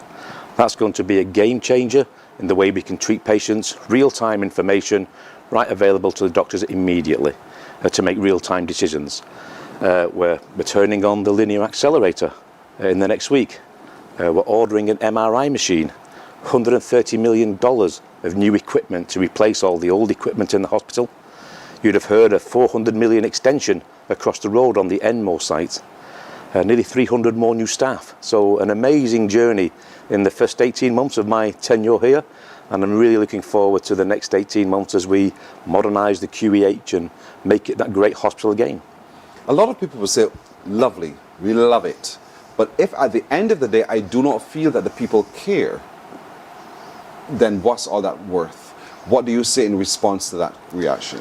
We obviously get complaints. We're a big organisation, a complex organisation, and we see many, many people throughout the year. The number of complaints we actually get is quite small. It works at a 0.03% of all the activity we do. But that said, every single complaint means we got it wrong. And whenever we get it wrong, we want to get it right every time. Whenever we get it wrong, we want to learn why did we get it wrong and what can we do to improve upon that. I have heard from a number of the complaints that it does relate to attitude of some of the staff members. But let me tell you that 99% of those staff members work really hard. You don't choose to be a nurse to become a millionaire. You choose to become a nurse to kind of support and help other people. So they do an incredible job. Sometimes some of them might get it wrong, and we've got to make sure that doesn't happen. One of the things that we'll be pushing into next year is really trying to train the staff in mindset, emotional intelligence and awareness. But they choose their attitude. They choose how they respond to maybe a patient or a family member who might be being a little bit aggressive because they're scared. They're vulnerable and scared. We don't have to return fire with fire. We can return fire with love. And that's a piece of work that we've got to do with our team over the next 18 months that I'll be here. I must tell you, personal, my experience at the Queen Elizabeth Hospital, I've been there, bedded, warded there for, a couple occasions, and I am absolutely pleased with the service. I've shared this with you already, Shane. I've actually taken time to go back and say to those who treated me, thank you. Yes. And I think the more we all do that, we recognize that these are people dealing with people. Exactly. And people dealing with people in pressured situations, but at the same time they see our humanity and they're prepared to work over time, because the treatment I had required them to be constantly dealing with me till they find the right thing to respond to what I was experiencing. And by the grace of God, I'm alive still. And so that is the skill that exists at our hospital. Yeah. And we don't always get it right there. But let me just pick up on that point, though. Let me pick up on that point. You going back and saying thank you means so much to the teams. It's so much. It does mean a lot to them. I often get letters in from members of the public who've had a great experience. I make sure the individuals see those. We have our staff award ceremonies. We celebrate that. And it's great that people, when they've had a good experience, let's hear about that as well. So thank you for that. How can we tell you about those good experiences? You can write into me. You can get in touch with the patient relations manager at the QEH, and Shane will give you the details, the contact details. You can get the patient relations managers there to help any patients, and that's whether you don't know how to book an appointment, whether you have a complaint, or whether you want to say thank you to somebody. And saying thank you, it means so much to the staff, because they do work incredibly hard, doing incredible tough jobs, and to get that feedback is great. We need these people. Every one of us at some point might need these people, and we have to support them and big them up and thank them for the job they're doing. And at the same time, when they get it wrong, the occasional times they get it wrong, we have to address that too. We have to balance that. Barbadians feel as if this is my hospital. I own this hospital, therefore my hospital need to be treating me well. It is their hospital. So I think you understand the emotions surrounding the Queen Elizabeth Hospital. And so your assurance to Barbadians today for the future going forward is what? Yes, so as we build upon the strategy, and we published the strategy last year, it's a 3-year strategy. As we build upon the strategy, we're going to modernise the hospital completely. So we're getting new diagnostic equipment coming in, the new information system which will allow us to move things through seamlessly. And as we just spoke about, is trying to empower the staff to be able to continually look for improvements, and that they can make the changes. They don't need the authority to improve their own areas. The cleaners, the orderlies, they know best how it works in their departments. Improve it. Let's keep improving it, and let's keep making every patient who comes through that hospital door, let's keep treating them as if it's your family or my family. Let's look after these people, and let's make them proud. Let's make the public proud of the QEH, and let's make the staff proud to work at the QEH. One of the things we like to watch are milestones. We know you have a strategic plan, so therefore I'm sure you have markers along the way that you need to check off for yourself. Is there a plan to constantly reinforce that for us so that we can feel the success? 100%. We can not just see or feel the change, but we see the success. Of course. So last year we did a town hall when we drafted the strategy. We did a town hall with the public to say, here's what we're thinking of doing over the next 3 years. Let us know, do we have it right or do we need to change it? And there's a few changes made to that plan following that town hall. We'll be repeating the town hall this year, saying this is what we said we were going to do. This is what we've done. And we'll do that every year till we get to the end. We'll say, this is what we said we're going to do, and here's where we've got to. Things might change. Something else might join that plan. But at the moment, we're on track to deliver the plan in 3 years. And that's fantastic to hear. And so far, we're seeing and feeling the changes. One thing for sure is that linear, what's it called? The linear accelerator. Yep. That's the word I was hoping I was going to say right. Linear accelerator is going to be opened. Shane, you were telling me about that. When is it opening? Will it be launched? We're hoping to launch it at the end. Well, commissioned is the right word. We're hoping to commission it by the end of this month. By next week, we should be seeing some of the signs that we can really get into treating that first patient. The Corey Drakes, who you mentioned, he came on the show a few weeks ago on what was Medical Physics Day. And the international recognition of that to speak about his profession, but he's the one really leading that project, making sure that we're doing all those checks and balances to get that machine right. We shared that photograph with the machine all powered up, so he's doing the calibrations with some assistance from our partners, from international partners who have come in to make sure that we get this right and that we move forward to treating those patients who would normally be sent overseas. We're going to start treating them right here at home using that technology, and it would really push the hospital back to that mecca of being what is the leading institution, one of the leading institutions in this Caribbean region. So we're really looking forward to it. I'm going to use the term world class. And so that's important. That is one example of how the Queen Elizabeth Hospital is positioning itself now, being world class and a position of being a hospital of choice for those in the region, which we've a thing that we celebrated over the years, where people come from the Caribbean because they know they get the best treatment, access to the best medication, access to the best equipment here in Barbados. And that, I'm sure, is a part of your strategic plan. Yes, and adding on to the linear accelerator for treating oncology patients, the most complex piece of equipment we've ever commissioned at the hospital, being commissioned right now. Adding on to that is the cancer care pathways. And the team have done an amazing job. When I arrived here, the waiting time to be seen for the first outpatient appointment was 140 days. That's down to 30 days now. And that's incredible, because if you have cancer, you can't be waiting 140 days. We have to get you in quickly. So we're getting the appointments are happening faster, and the treatment's coming with the new linear accelerator. So we're on a great journey. Indeed. So there's a lot to celebrate. Indeed. 61 years. Shane, walk me through what you've done and what we can still expect. Well, we have had that church service to, of course, give thanks for everything that we've received from government. Because government has been a major part in funding and approving a lot of these projects which you're now seeing rolling out. So we did have that church service on a Monday. The CEO would have addressed the church service speaking about where we are right now and where we are going. Yesterday we had a financial wellness forum for our staff, just to help them understand how to better manage what they're doing at home with their finances, etc. And then today we have that open day, and one of the features of today's open day is our oncology and nuclear medicine department, showing not only the staff but visitors who come what will be happening in that department over the next few months as we get ready to really launch that linear accelerator and accelerate treatment here in Barbados. So give me details about how the open day will work today. Open day from till 9 in the morning to 3 in the afternoon. Visitors just come in. Ground floor on the corridors, and you will see some of what we are doing now at the hospital to improve our services. I'm pretty sure our nursing team will have those usual health checks as well. And then we have some of our commercial partners coming in to share the space and offer incentives and other things to our staff and to visitors as well. So this is really one for everyone. Thursday we get into what we are calling our back to school staff town hall. So there will be a competition, best dress for those staffers, those employees at the QEH, and we give them prizes not only for being best dressed but for the work that they do at the hospital. And then Friday is the official birthday. We normally cut the cake on the birthday, and we do have another pop-up where visitors and staff can roam the corridor, again that bottom floor, and really enjoy what our vendors, our internal and external vendors have to offer. On the other side, we had two external events.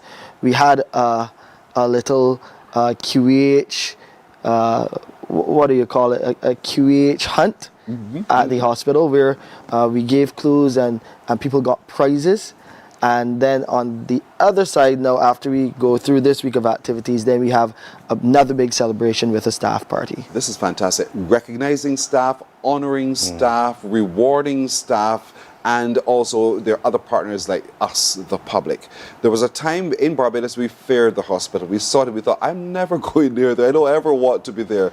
But the hospital has modernized itself in such a way that it is a place that we can actually feel quite comfortable to come into, whether as the patient or a visitor to the hospital or a relative who's in there, because we know we get the best care possible by caring people who are committed to seeing you return to your loved ones alive. And so we want you to not see the hospital as something scary. So today there's an open day from 9. Go in, show up, feel the vibe of the hospital, and that will help to diminish a lot of the feelings that you have indeed as it relates to the hospital. But there's a whole lot more. Say thank you to the folks who work there, because they deserve the thanks. They're open 24 hours a day. Yep. They are constantly caring for. When things happen to us or to others, they turn up and turn on to help. When we choose to sleep, they are there caring for someone else. Kirsten, I want to chip in on something you just said, being open 24 hours, and something the CEO just said as far as training is concerned for our staff. That training has already started, and we are seeing some of our orderlies and some of our ERTs in that critical accident and emergency department receiving that training to better communicate with those who come in who are, as the CEO said, anxious, who are fearful of what is happening, who are in pain. You know, they're coming at that vulnerable moment. So we're doing some training on the ground for them, even today as well, to help them to understand how to better communicate to those people in those situations so that you can feel a bit more comfortable. You may be in pain, you may be worried, but you're coming into an environment where you know that there are people there that really care and are trying to show you that they're showing some love to you on your entry. Amen. Amen. I agree. They were doing it for a little while, and it can only get better with the training as well. Thank you, Mr. Clark. Thank you. And thank you to your staff and your doctors, the consultants, everyone who worked on me and who work on others as well, because I am truly pleased with the service at the hospital. I speak for myself. Yes. And I'm sure there are many like myself who feel the same way. If you feel the same way, get in contact with the QEH and let them know how much you appreciate. And talking about getting in contact, www.qehconnect.com. For those persons who are technically savvy, you can send your compliments there on our various socials as well, because we're on Instagram at QEH Connect and the usual social media channels. But you can walk through our doors, and we would welcome those comments. We want to hear them. We want come in and just share those comments with our staff, because they are always happy, as the CEO said, to hear what they're doing and how it made a difference to your life. All right, we could talk forever. We can't talk forever. Yes. Neil Clark, who's the Chief Executive Officer of the Queen Elizabeth Hospital, Shane Seeley, their Communications Specialist. As they celebrate 61 years, we celebrate with them. There's an open day today. Go to QEH Connect, and you will see on socials and online, and you will see everything they're doing, and let's engage with the hospital. Let's say to a work at the hospital today, thank you. Just thank you for your service. You're fantastic. Well done. Thank you, gentlemen. Thank you. Wish you the very best for your anniversary celebrations. We're coming back in a moment. Morning, morning, morning. Good morning. Good morning to you.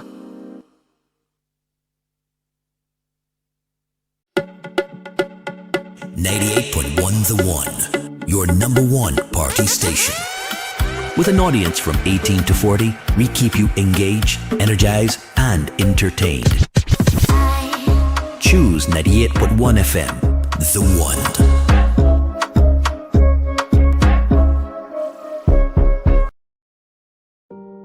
Hey there, it's Mahalia. I want to share something that might be really helpful. If you're feeling anxious, overwhelmed, depressed, or lonely and have no one to talk to, call Lifeline Barbados. We all face struggles at times in our lives. You're not alone.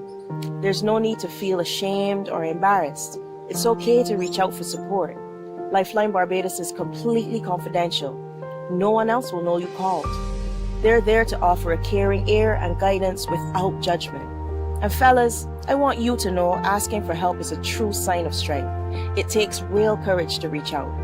You can also call Lifeline Barbados if you're worried about loved ones who are struggling and you need advice on how to support them. There's a saying, a problem shared is a problem halved, but not everyone has someone they can confide in. That's why Lifeline Barbados exists, to be there for you or someone you care about during tough times. Save this number. Lifeline Barbados is just a call away. Remember, you can reach out whenever you need to talk. Books open your heart, your mind, and your soul. They are educational, entertaining, inspiring, and motivating. Are you an author of a recent book you want to share? Then Mornin Barbados would love to feature your book in our The Next Chapter segment. Send us an email to morninbarbados@cbc.bb. That's morning without the G. Come and let us turn those pages together.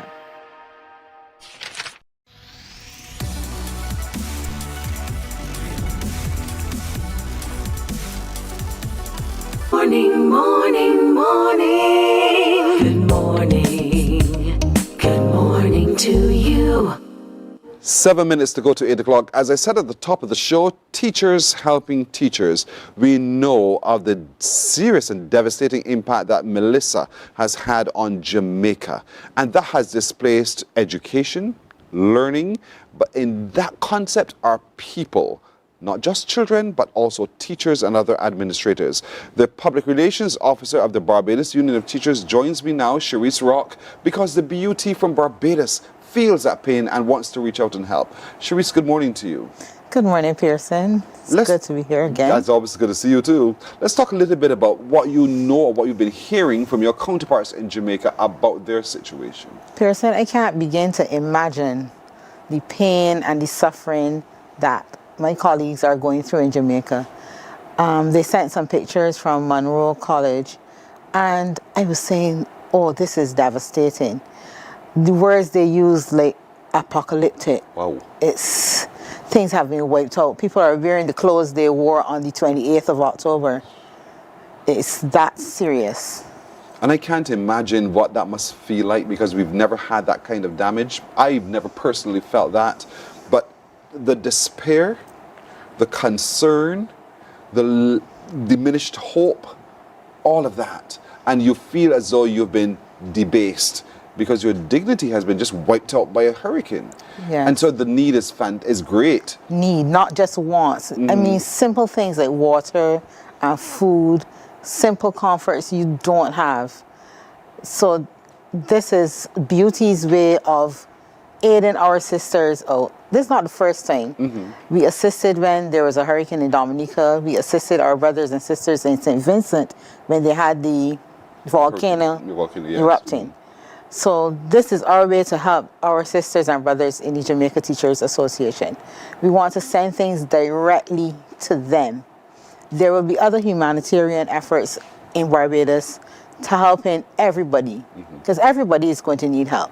But we want to make sure that our teachers and the children get some things to get them back on their feet. On the screen is a poster that you shared with us, Help Those Affected by Hurricane Melissa. This is the Barbados Union of Teachers effort. And so how can we help Barbados? How can we help you? How can you help us? Teachers can help teachers. So teachers can bring your items to the Barbados Union of Teachers headquarters.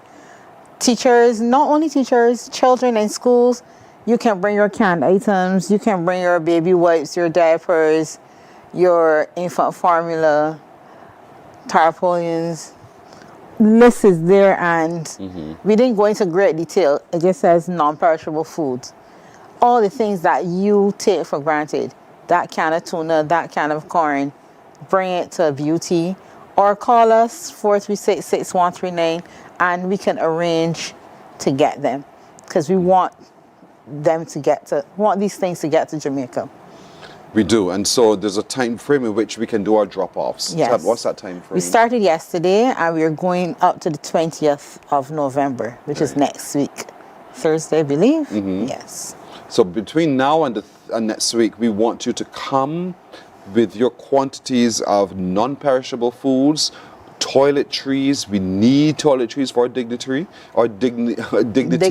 And we want bottled water, personal care items, gloves, first aid kits, batteries, hand sanitizer, and tarpaulins. And so when you gather that together, you can give either all of those things or one of those things.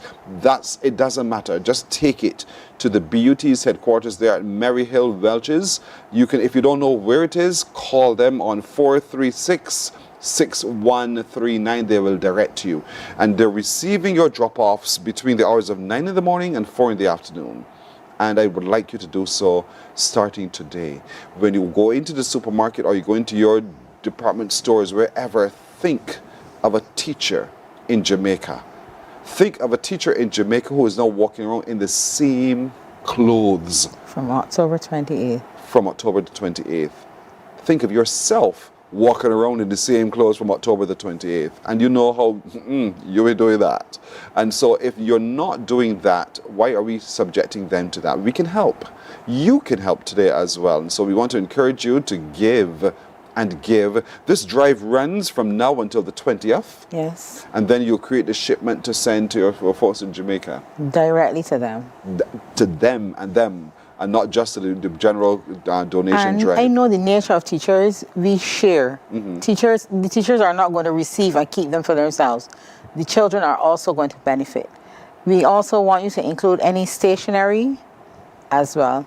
Mm-hmm. So, because school has been starting back, we want to give it a little more greater push.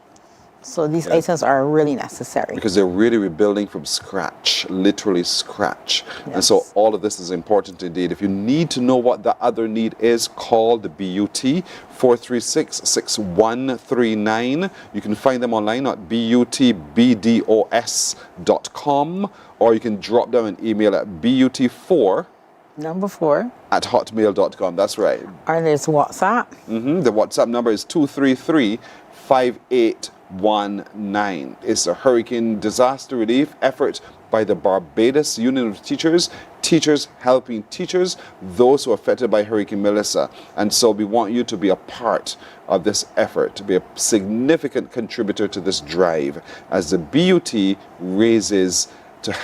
rises really to help their counterparts in Jamaica. Should we say thank you? You're welcome. We will remind folks as it goes. You can remind us to remind as well. No problem. It's always a pleasure working with you here. Thank you. Sharice Rock, Public Relations Officer with the Barbados Union of Teachers. Well, that's it for today, everybody. We thank you for joining us. My little crew wishes all of you a great today. If it be the will of the Lord, we will see you tomorrow. Take care. Bye-bye. Wake up, wake up, wake up, wake up. Barbados, get up. Good morning.